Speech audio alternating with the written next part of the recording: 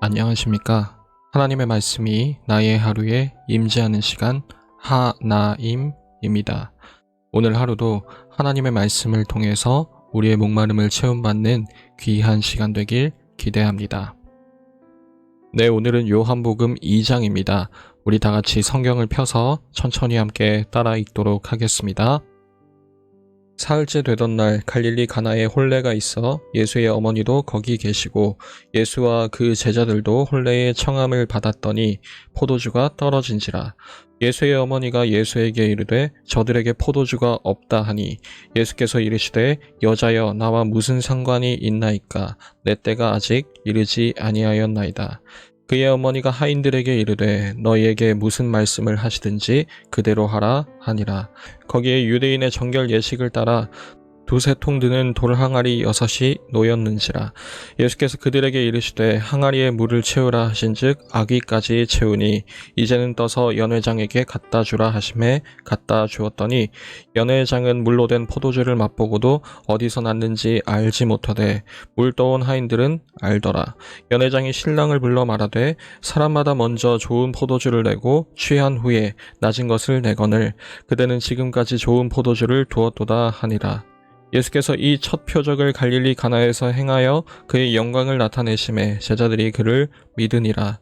그 후에 예수께서 그 어머니와 형제들과 제자들과 함께 가버나움으로 내려가셨으나 거기에 여러 날 계시지는 아니하시니라.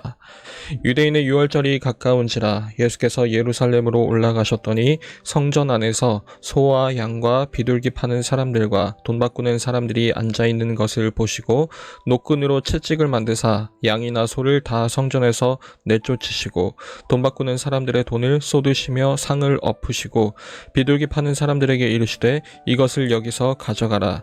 내 아버지의 집으로 장사하는 집을 만들지 말라 하시니 제자들이 성경 말씀에 주의 전을 사모하는 열심히 나를 삼키리라 한 것을 기억하더라. 이에 유대인들이 대답하여 예수께 말하기를 내가 이런 일을 행하니 무슨 표적을 우리에게 보이겠느냐. 예수께서 대답하여 이르시되 너희가 이 성전을 헐라 내가 사흘 동안에 일으키리라. 유대인들이 이르되 이 성전은 46년 동안에 지었거늘 내가 3일 동안에 일으키겠느냐 하더라. 그러나 예수는 성전된 자기 육체를 가리켜 말씀하신 것이라. 죽은 자 가운데서 살아나신 후에야 제자들이 이 말씀하신 것을 기억하고 성경과 예수께서 하신 말씀을 믿었더라. 유월절에 예수께서 예루살렘에 계시니 많은 사람이 그의 행하시는 표적을 보고 그의 이름을 믿었으나 예수는 그의 몸을 그들에게 의탁하지 아니하셨으니 이는 친히 모든 사람을 아심이요 또 사람에 대하여 누구의 증언도 받으실 필요가 없었으니 이는 그가 친히 사람의 속에 있는 것을 아셨음이니라.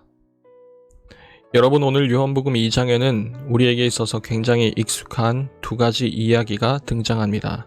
첫 번째는 가나의 혼인잔치에서 물을 포도주로 바꾸신 그 예수님의 첫 번째 기적 이야기이고, 두 번째는 예수님께서 성전에서 장사하는 사람들을 다 내쫓으시면서 내 아버지의 집으로 장사하는 집을 만들지 말라고 하신 그 성전 정화 사건입니다. 더 추가적인 설명이 필요 없을 만큼 여러분 모두는 이 각자의 스토리에 대해서는 훌륭하게 다 알고 계시리라 생각하지만 우리 한번 생각해 봅시다. 이 두 가지 이야기는 대체 어떤 공통점을 갖고 있을까요? 쉽게 말해서 요한복음은 왜 이 어울리지 않는 두 가지 이야기를 그 중요한 1장 바로 뒤에 함께 연결하고 있는 걸까요? 그런 점에서 어제 우리가 살펴보았던 모세의 기도와 또 그에 대한 하나님의 응답이 큰 힌트가 될 수 있겠습니다. 모세는 저 이스라엘 백성이 금송아지 우상을 만들지 않고서는 못 버틸 만큼 그만큼 연약하고 죄를 지을 수밖에 없는 사람들임을 알기 때문에 그들을 위해서 하나님의 영광을 보여달라고 하나님께 부르짖었고 거기에 대한 하나님의 응답은 자기 소개였습니다. 나는 자비롭고 은혜롭고 노하기를 더디하고 인자와 진실이 많은 하나님이라는 그 응답 말입니다.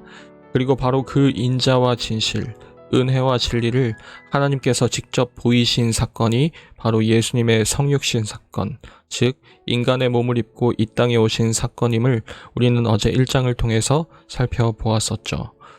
그 시각을 오늘 2장에도 동일하게 적용시켜 보았으면 좋겠습니다. 바라는 것과 그에 대한 응답이라는 큰 틀 안에서 말입니다. 예수님의 어머니 역시도 예수님께 무언가를 바라고 있죠. 성전 당국자들 역시도 예수님께 표적을 보여달라고 바라고 있습니다. 여기에 대해서 예수님은 어떻게 응답하실까요? 그리고 그 반응에서 우리는 어떤 의미를 파악할 수 있을까요? 오늘 그 관점으로 이 이야기들을 살펴보았으면 좋겠습니다.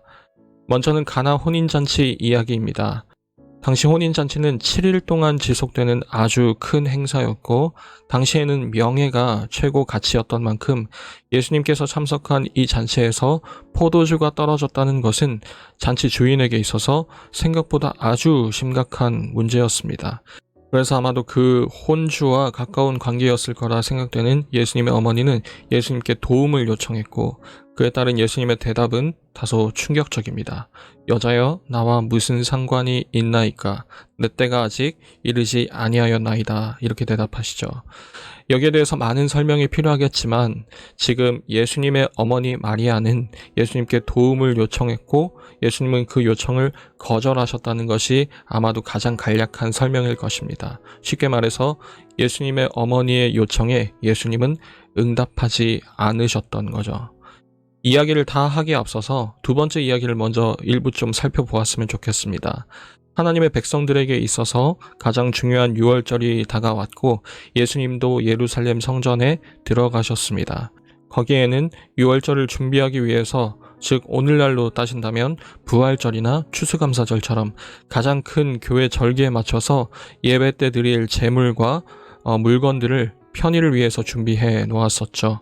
그런데 예수님께서 그 사람들을 다 내쫓으시면서 내 아버지의 집으로 장사하는 집을 만들지 말라고 소리치시는 겁니다. 여러분 이게 무슨 말이죠? 예수님께서 하나님의 아들이라고 지금 말씀하시는 거죠? 여러분 이 사실이 당시 경건한 사람들에게 어떻게 들렸을까요? 신성모독으로 들리지 않았겠습니까? 더군다나 이 아주 중요한 절기를 앞두고 이런 소란이 일어나게 되자 성전 당국자들이 나와서 예수님의 그 말씀을 듣고 예수님께 이렇게 요청을 합니다. 이런 일을 행할 근거를 보여달라. 당신이 정말 하나님의 아들이라고 우리가 인정할 수 있을 만큼의 놀라운 기적, 그 능력, 표적을 보여달라고 그렇게 요청하는 것입니다. 그런데 예수님께서는 그들이 원하는 바람대로 응답하지 않으시죠. 놀라운 기적을 보여주시지 않습니다. 여러분 그런 면에서 오늘 이야기는 예수님의 두 가지 거절에 대한 내용입니다.